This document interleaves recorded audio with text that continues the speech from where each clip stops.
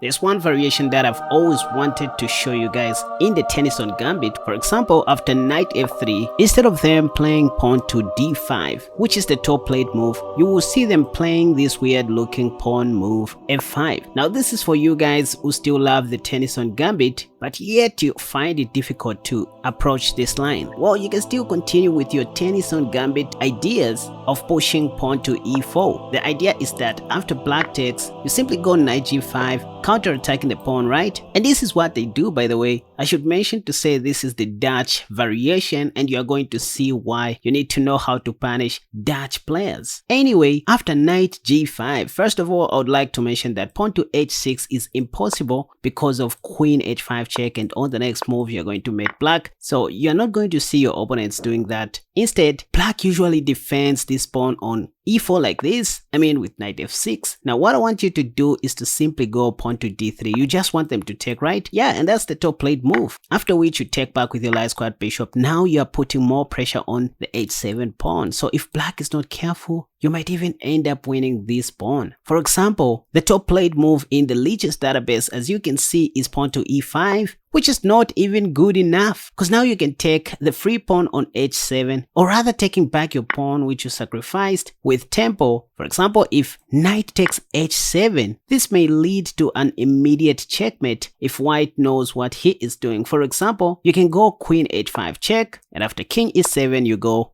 queen f7 check, king d6 only move, and then what? You want to bring your opponent's king out of his territory, so you go knight e4 check, they'll go king c6 only move, and then you go queen c4 check. You can see again black only has one sensible move, king b6, after which you go knight bc3. Anything is playable, by the way, but when you have a possibility to checkmate your opponent quickly, what you want to do is to be extra patient and make sure that every move you play is the only correct move. So you need to exercise patience if you want to mate your opponent in style. For example, after knight bc3, black may play c6 or f5. It doesn't even matter, because now you have bishop e3 check. Again, the more pieces you bring in the game, the higher chances you have to win the game. For example, if king c7, you simply have knight d5 or simply knight b5 checkmate.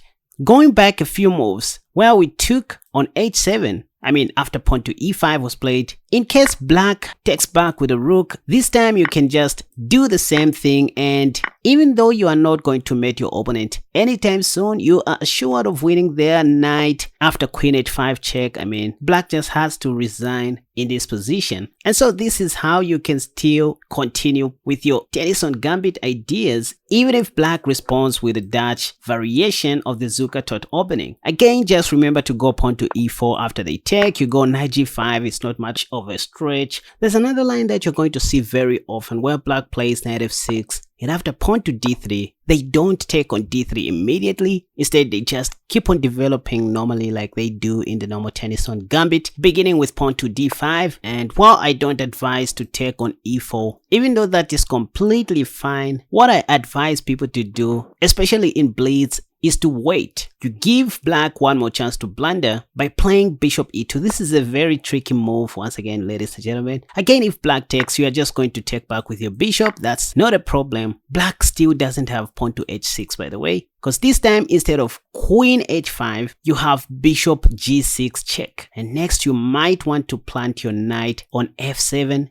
and maybe win black's rook on h8. So if black continues with something like pawn to e5, you know you want to play e4. Once again, you can just go ahead and sacrifice your knight on h7 or your bishop. It doesn't matter, because if they go pawn to e4, you have check first, or you can just go ahead and take the knight. But what you want to do is to divide attention so that you can take any of their minor pieces. By the way, black doesn't have to take your bishop, because you can simply save your knight this way, and next you're going to put it on f4. You are simply fine in this position. Look at black's pawn structure, and I can only wish to be white in this position. So again, you are safe playing this line, but let me just show you one more line that black may play. The reason why we play bishop e2 on move 5 after black plays pawn to d5 is that you want to give your opponent one more chance to blunder with the move pawn to h6, which looks logical. You're going to see this happening in most of your blitz games and also rapid games, because by this time your opponent may be thinking their knight is still stopping queen h5 check, but hey,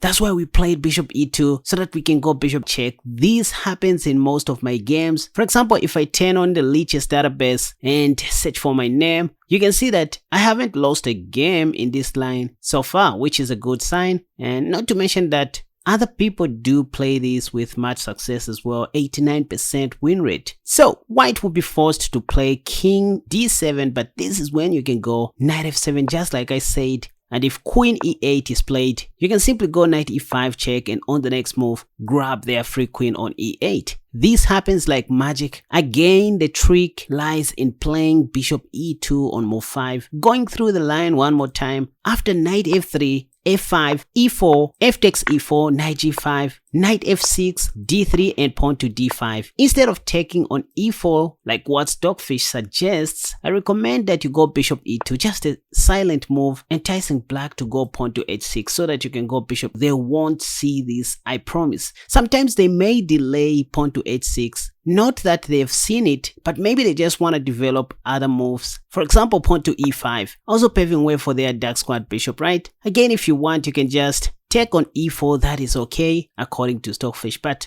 we're still waiting for this, right? So just cast a shot if you want. I mean, there's still nothing wrong with this. If they take, here you can even take back with the queen if you want. But the whole idea is that at some point, they may be tempted to play pawn to h6 because they are not comfortable with this knight, after which you can safely go bishop h5 check. And on the next move, you plant your knight on f7. And even though this time you don't have knight takes e5 check, which wins the queen, you can simply play bishop g6. Because now you want to take the rook or just take the pawn while defending your bishop on g6. So this is for you guys who still love the Tennisson Gambit. But why am I showing you this Tennisson Gambit idea? Well, this is because oftentimes you will meet some Dutch players who are very tricky, and you will definitely need to recall these ideas. Never estimate the power of the Dutch, guys. You can make use of similar ideas even in the typical Dutch defense. I mean, after pawn to d4, assuming you are playing white pieces and your opponent plays pawn to f5, which is the Dutch defense, what I recommend against this is another tricky line beginning with queen d3. And I don't know why. If you check the Lichess database, most black players just bliss out knight f6 on move 2, which hangs the pawn on f5. I don't know why, but anyway, the main line is pawn to e6 in this position, but after this is when you play pawn to g4. It looks like a weird pawn sacrifice, but you just want to open up the king side if black doesn't take the pawn. So there's no need for black not to take that pawn anyways. After this, you now employ your wing gambit idea by sacrificing a second pawn. Black is going to take. Now, you always want to take with the knight because only the knight has a clear follow-up on g5. If pawn to h6, once again, you have queen g6 check. And if bishop e7, stopping you from going knight g5, you can still go knight f4. And this paves way for your rook on h1, teaming up with the queen on d3. So knight f6 may be played, trying to defend the h7 pawn, but this is when you can go pawn to e4.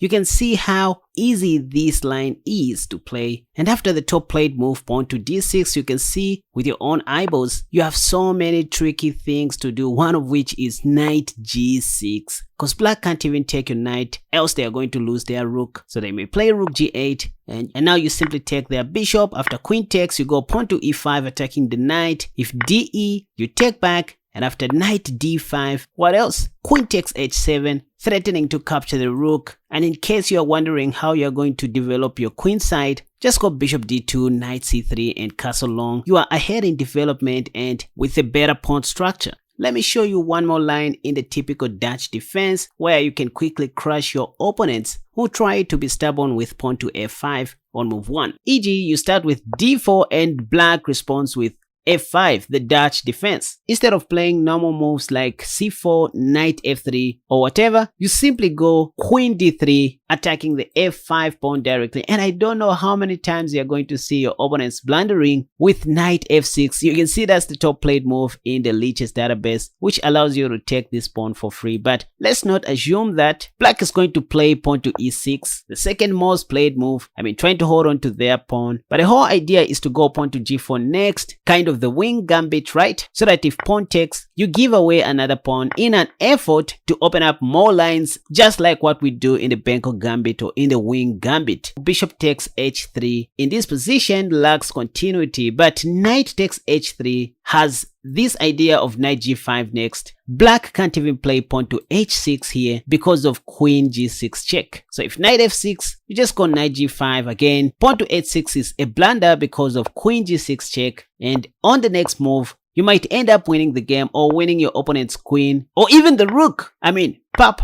pop, game over. Anyway, so this is just how deadly this line can be. I mean, even if black doesn't play h6, allowing you to go queen g6 check, and let's say they go pawn to g6, well, you can still sack on h7 like this, intending to capture the knight next. Worse off, if knight takes h7, you can go queen takes g6 check, and after king e7, you first of all take the knight, after which you win black's queen on d8 with bishop g5 check. Allow me to thank my patrons who support this channel and make sure that things are running smoothly. So this is just a platform where I share other premium content, including these tiers, which you can join to enjoy the benefits below.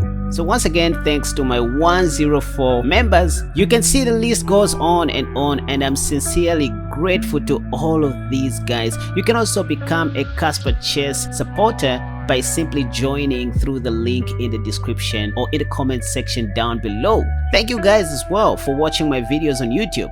Right, I guess you liked this video. If you did, please consider giving it a thumbs up. Subscribe to my channel if at all you are new, and remember to check out my courses at www.casperchess.com. Don't have anything else to say. I only wish you good luck and hope to see you soon in my next video. Until next time, bye bye.